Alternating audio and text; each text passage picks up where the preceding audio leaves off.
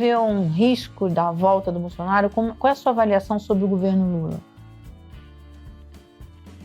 Temos 3h30 para responder. Essa pergunta foi enorme. Você tem que estrear daqui a pouco, né? Mara, é complexo, assim. Eu acho muitas coisas, não tenho certeza de nenhuma delas, assim. Primeiro, eu acho que nós perdemos a eleição. É uma ilusão achar que nós ganhamos. A gente elegeu um cargo, o gerente do Executivo. Mas a gente perdeu o Congresso para eles. Eles ganharam o Congresso. Tem um Congresso de maioria deles. Os maiores partidos no Congresso são deles. Então a gente perdeu a eleição, a gente não ganhou. A gente está segurando no Poder Executivo a pressão terrível que eles estão fazendo no Congresso. E o Supremo Tribunal Federal, com os ministros que não foram indicados pelo Jair Messias, estão lá também tentando segurar alguma legalidade. Um processo todo ele, obviamente, muito complexo, muito cheio de buracos, né? Assim, com os três poderes mal acomodados e tudo isso funcionando muito mal. Eu acho que o Lula é a melhor esperança que a gente tinha. Eu acho que o PT fez um trabalho bastante ambíguo no Brasil. Eu acho que o PT trouxe coisas muito boas quando chegou ao poder, entretanto, acreditou no poder. O poder é sempre ruim. Eu sou quase um anarquista. Eu gosto do Estado, mas eu sou um anarquista com o Estado. O poder é sempre ruim. Acho que o PT não mexeu no poder. E acho que qualquer força política que chegue ao poder e não mexer no poder vai continuar fazendo mau uso dele. Por exemplo, sempre uma coisa assim boba. Quando um deputado se elege, um deputado ele é um mero representante. Ele não está lá para votar de acordo com a vontade dele. Em tese, ele está lá para meramente apertar o botão de acordo com a vontade de quem elegeu ele, entende? Entretanto, a disfuncionalidade do processo político faz com que o deputado, ao ser eleito, passe a ser alguém que agora ele faz o que ele acha que deve fazer e não o que ele foi posto lá para fazer por quem botou ele lá. Então, nenhum programa é eleito. São eleitas pessoas. Isso é extremamente ineficiente do ponto de vista do espírito democrático. O espírito democrático, o povo tem o poder. Mas a própria construção da frase inaugural da democracia, na minha opinião, já é ruim. Todo poder emana do povo. Não emana, ele permanece no povo. A ideia de que ele emana dá nisso. De transferência do De poder. transferência para o representante. Mas, Pedro, a gente teve exemplos recentes de que quando há uma mobilização na sociedade, impede-se. Eu concordo com você, o Congresso, exatamente. O Congresso foi eleito por pessoas que aquela... É muito fácil, é mais fácil manter o poder pelo Congresso do que pelo Executivo. O Executivo é uma pessoa. Congresso, quantos votos precisa para uma pessoa ser deputado federal pelo Tocantins? Mas olha só, Pedro, tem dois PLs recentes, o da privatização das praias e o do aborto, que criminalizava a vítima mais do que o estuprador, que foram barrados pela mobilização popular. Eu vou me permitir discordar de você. Eu não acho que eles foram barrados pela mobilização Foram barrados popular. por quê? Eles foram criados para serem barrados.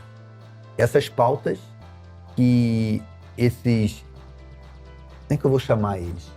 Que estas pessoas, que esses aventureiros que estão na política apenas para enriquecimento pessoal, estas pautas que eles trazem, que são absurdas e que são chocantes, na minha opinião, elas servem para impedir que nós tenhamos a iniciativa das pautas, entendeu? Nós estamos totalmente na defensiva. Nós não sabemos que país queremos. Eles ficam nos agredindo com um país que todo mundo sabe que é horroroso, para que a gente jamais possa sair das cordas. Igual no boxe, a gente está o tempo todo se defendendo, porque eles estão atacando de qualquer maneira. Eles inventam qualquer pauta. Não dou para você 6 meses, menos 3 meses. Eles vão trazer outra lei absurda, outra pauta qualquer, que eles sabem que tem muito pouca chance de vingar. Grande parte da sociedade não vai querer, mas que vai nos impedir de pensar as questões trabalhistas, de pensar as questões da distribuição de renda, de pensar o agronegócio, de pensar a reforma agrária, de pensar tudo que poderia emancipar o Brasil. Entende? Então, eu não acho... Você acha que isso é método, então? Acho que é método.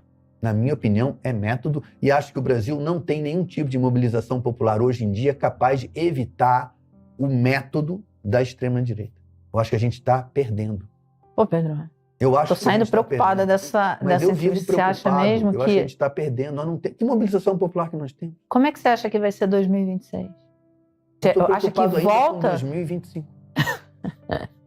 Eu acho que o Brasil segue no mesmo caminho de não alterar sua compreensão de como a política deveria funcionar. É uma compreensão ainda cristã. O outro espetáculo que eu escrevi, A Sombra do Pai, é sobre essa transferência para a vida em comum do mito do Messias Salvador. Nós vivemos ainda nessa esperança do Messias Salvador. Seja o Lula, ou seja Jair Messias, ou seja quem for. Isso é mentira. Agora venceu na Inglaterra hoje o Partido Trabalhista. Eu vi a foto da comemoração dos trabalhistas. Parecia uma foto de um campeonato de futebol. Ele não ganhou nada. Ele conseguiu um emprego. Entende? É uma diferença muito grande. Se ele vai ser primeiro-ministro, é um emprego. Você foi aprovado para um emprego. Ele ainda não ganhou nada. Se ele fizer bem algumas coisas do emprego dele, ele talvez ganhe alguma coisa. Mas a política vivida assim, religiosamente, na busca incansável de um Messias libertador, sempre fracassará. Lembrei muito de, enfim, vários analistas políticos que dizem o seguinte, que Bolsonaro precisa de Lula e Lula precisa de Bolsonaro. Eu não concordo. Sinceramente, eu não concordo. Por quê? Das maiores injustiças que eu acho que há em fazer essa equivalência. Eu acho que não. Eu acho que o Bolsonaro não precisa do Lula, nem o Lula do Bolsonaro. Tanto que o Lula é um fenômeno muito anterior ao Bolsonaro. Eu acho que o Lula, na verdade, não precisava de nada. O Lula era uma esperança autêntica do Brasil. Que essa esperança tenha se realizado apenas em parte é mesmo uma conversa longa para se ter. Eu acho que é em parte. Eu acho que houve ali muita incompetência, muito fracasso. Principalmente houve desprezo pelo mundo sindical. É exatamente de onde... Tanto que os sindicatos se desarticularam muito depois do governo Lula. Mas não acho que um precisa do outro. Acho que é mentira. Esse desejo de fascismo, esse desejo de maldade que tem na pessoa de Jair Messias e de quem o idolatra, quem precisa disso são eles mesmos. Eles não precisam de nada para... Eles produzem isso, eles mesmos, pela ignorância em que eles vivem. Estou te falando isso, é muito conhecimento, é angustiante tudo que a humanidade sabe. A humanidade sabe muito. Mara, quantas horas uma pessoa, quantos anos a pessoa vai ter que ler, vai ter que estudar para ter um conhecimento razoável da realidade? Se um físico sentar aqui, ele vai ter que falar com a gente um beabá da física, porque a gente não vai entender. Eu não entendo nada de economia. Quando vocês começam a falar de taxa prime e um não sei o quê, eu sinto angústia, porque a minha vida depende dessa porcaria. Eu falei, caramba, eu agora não entendo nada disso e eu, para ir ao mercado amanhã, deveria saber isso, mas eu não consigo compreender. O conhecimento da humanidade hoje é muito, muito sofisticado e eu acho que isso gera muita insatisfação, porque ninguém é capaz de abraçar isso tudo. E você depende.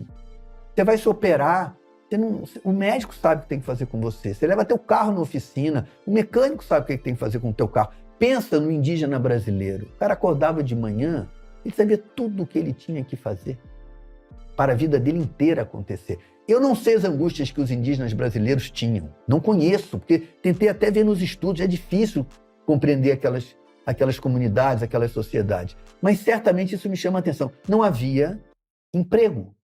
Não havia patrão. Você consegue imaginar uma sociedade que não tem patrão, que não tem emprego e que não tem dinheiro?